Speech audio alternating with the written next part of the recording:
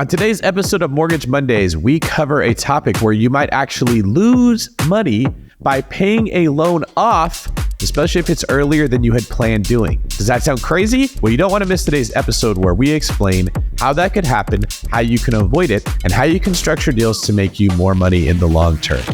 Christian Bachelder, welcome back to Mortgage Monday. I am here with the man himself who puts fun into funding. Welcome, man. Nice to see you. I hate it, but happy to be here. Yeah. Christian hates jokes, but that's okay because he loves saving people money. There you go. Which is why he's my partner. Which is not a joke. No, that part was true. Exactly. Today, we're going to be talking about something that most people aren't aware of exists in the mortgage industry, but it can cost you a lot of money if you don't know about it. It can also save you a lot of money if you use it the right way. What am I getting at? We're talking about prepayment penalties. Many people don't realize that certain loans, when you get them, will actually penalize you to pay them off early because the lender wants to make sure that they collect a minimum amount of interest from you before they give you the loan. This is often the case if they're going to sell that loan to somebody else because that person who's buying it's like, hey, we're going to package this as part of a mortgage-backed security. We're going to be selling this to someone else. My investor needs to know they're getting X amount of return for a certain amount of years or I can't sell it, enter in the prepayment penalty. So what are some things that people should be aware of when it comes to these? What types of loans are they more common in? Do they have to be disclosed? Break down the prepayment penalty dilemma. Yeah, those three questions are really the three to hone in on. Number one is the time period that they extend for. So that could be a 1-year prepay, a 2-year, a 5-year. That's how long they're there. No prepay is like for the eternity of the loan. You're not going to have like a 30-year prepayment penalty. Typically, the max you'll see is around 5 years. The second factor you want to pay attention about it is what the cost is, right? So some are 5% for 5 years. That means if you pay off that loan anytime in the first 5 years, you're going to be subject to a 5% fee. That's 5% of your outstanding loan balance. There are also some prepayment penalties that have what we call a step down. So that's something that may start at 5% on the first year,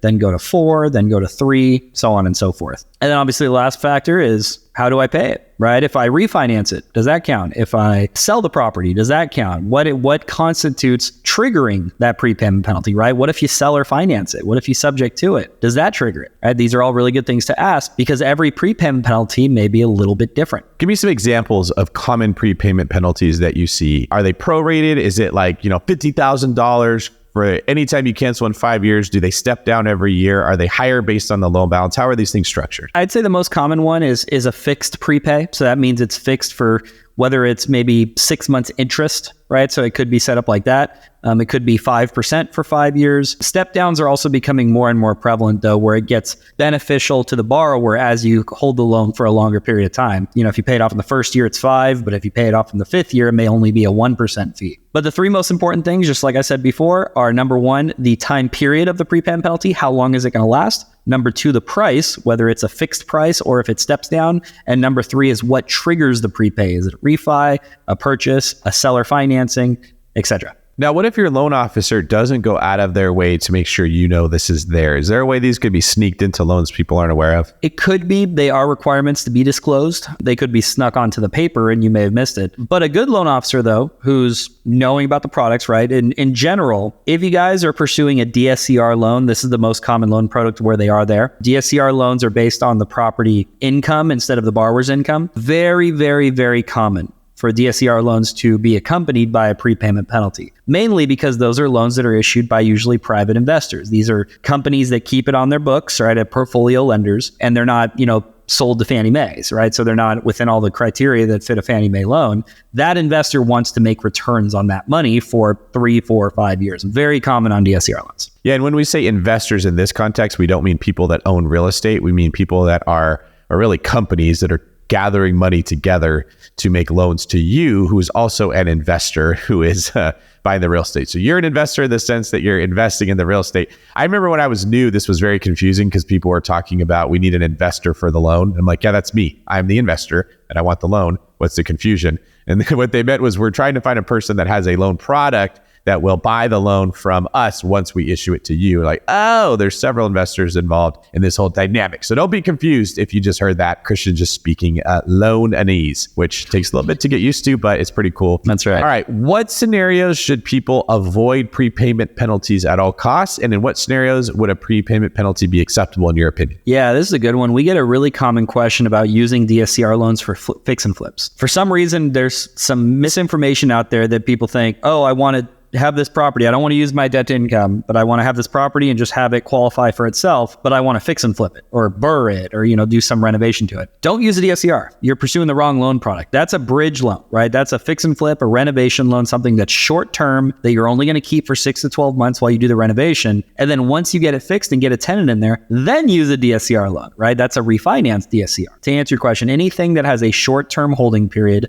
6, 12, 18 months, something that you're getting in and getting out of. This is burrs, this is flips, this is, maybe you're only going to use it for 12 months for your own, personal use. Anything where you have a short-term goal with a property, don't use a DSCR loan or any loan with a prepayment penalty. These are loans that you intend to hold, something that's a strong asset. Obviously, you don't know what could happen, but you're planning on holding for a long time that can satisfy itself, whether it's from cash flow or, your other income can help accommodate for it. Nothing that you're thinking of exiting in a short period of time, though. So many people are buying right now at today's rates with the hope that rates will go down in the future. And we don't know if they will, but they very well could. I tend to think that if you get another president in there and that person feels pressure to improve the economy, one thing that they could do is they could lower interest rates because now that starts to increase the amount of money that's changing hands. Another thing that happens is taxes get collected every time money changes hands. We don't think about this. But when one person spends money that they were taxed on when they got, that money that they spent becomes income of someone else who gets taxed on that. And then they go and they spend that money and the person who they give it to gets taxed on it. And all of the companies that business used to make money, say a restaurant, when they go spend the money they made at the restaurant, they get taxed, but they also pay taxes on all of the stuff that they had to buy from food suppliers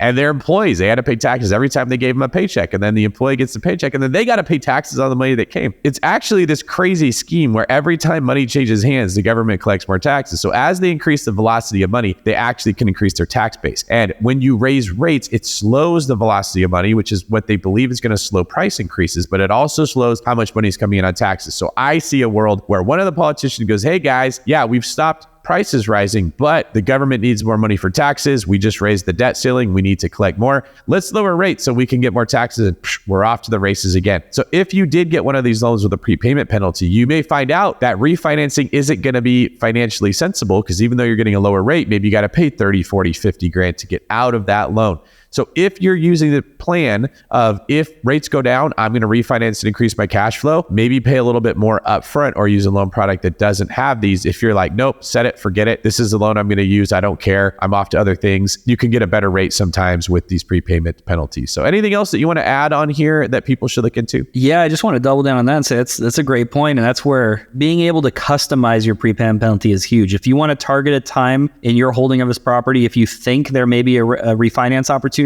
take a little bit higher of a rate for 2 years to have the opportunity to refinance in 2 years. That means buying your prepayment down from 5 years to 2 years. It's going to cost a little bit more money up front, but if there is a refinance opportunity in 2 years, you may be saving 3, 4, 5 points on that decision, right? So absolutely, being able to pivot that and your exit strategy is huge. All right, Christian, for people that want to learn more about you and maybe even contact you to get put in touch with the right person in your world, where can they find you? Absolutely. At this point, guys, you know where to find me. The1Broker. Underscores in between on social media. And if you're looking to submit a loan application, please email us at intake@the1brokerage.com. Our staff will get you linked up with the loan officer right away, get you on a consult call. And if you want to know more about the mind that interviews the most brilliant people in real estate like Christian, you can follow me at David Greene 24. Christian, thanks so much for joining me here today. We appreciate you here at BiggerPockets. If you're listening to this and you've got a little bit of time, check out another BiggerPockets video and let us know in the comments before you do what you thought about today's show. Did you know that prepayment penalties exist? And do you like these topics? Thanks, everybody. We will see you on the next one.